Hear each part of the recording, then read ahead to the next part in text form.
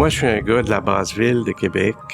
J'ai été élevé dans la paroisse Notre-Dame-du-Chemin, au bord du Cap. Mon père était un employé de la compagnie Esso. J'avais 4 frères et 2 sœurs.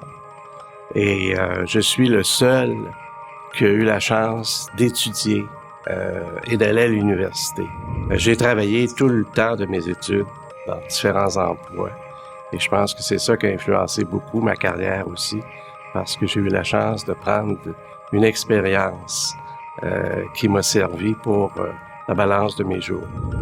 Dans tous les travaux que je faisais comme étudiant, moi, c'était de brasser des affaires qui m'impressionnaient, d'arriver en face de quelqu'un et de le convaincre de faire quelque chose, d'acheter un produit ou un service. Pour moi, ça a été une passion dès le départ. Pendant mes études, il fallait que je continue à vivre parce que les moyens n'étaient pas très élaborés. Et donc, je suis devenu représentant d'assurance. J'ai vendu de l'assurance vie pendant ma première année d'université. Et j'en ai tellement vendu que je suis devenu à l'aise dans l'espace d'1 an. Alors, on s'est dit, pourquoi ne pas fonder notre propre compagnie? Alors, on est rendu en 1965. Évidemment, c'était très audacieux. Tout le monde nous disait, faites pas ça marchera pas, il y a trop de compagnies d'assurance. Alors moi, c'est de la musique à mes oreilles. Quand quelqu'un me dit, ça marchera pas, c'est là que je deviens le meilleur. Alors, on a fondé l'unique compagnie d'assurance vie. Et pour fonder l'unique, à ce moment-là, pour fonder une compagnie d'assurance, ça prenait 250 000 $ comptant. Alors, on n'avait pas l'argent, on était tous une gang de jeunes, mariés avec un enfant et demi, et puis des dettes, etc. Donc, on s'est dit comment on va faire.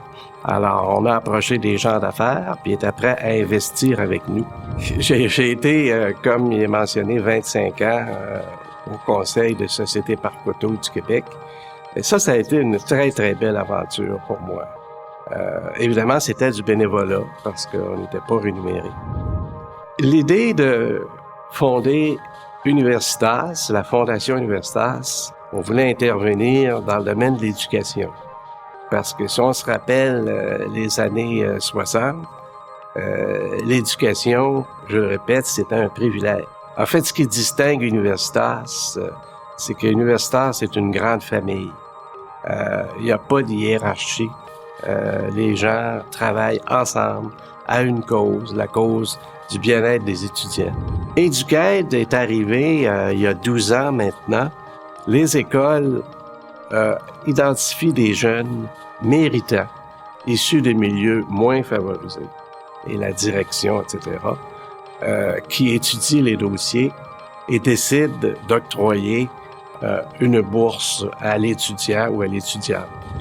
Le regard que je pose aujourd'hui, c'est le regard d'un gars que je considère chanceux. J'ai été très chanceux. Si je regarde Fondation Universitas, j'avais 27 ans dans le temps, quelqu'un m'aurait dit à 27 ans, écoute, dans 50 ans, il va y avoir 1 milliard dans ça, puis tu vas avoir payé un demi-milliard en bourse. Je serais parti à rire, j'aurais dit, un instant, là, on commence, puis etc. J'ai tendance à leur donner un seul conseil, leur dire, écoute, aie pas peur de rêver grand, et de vivre tes rêves. Puis éloigne-toi des gens qui essayent de te décourager. Il y en a une que j'aime beaucoup aujourd'hui, c'est que le véritable bonheur ne consiste pas à faire tout ce qu'on aime, mais à aimer tout ce qu'on fait.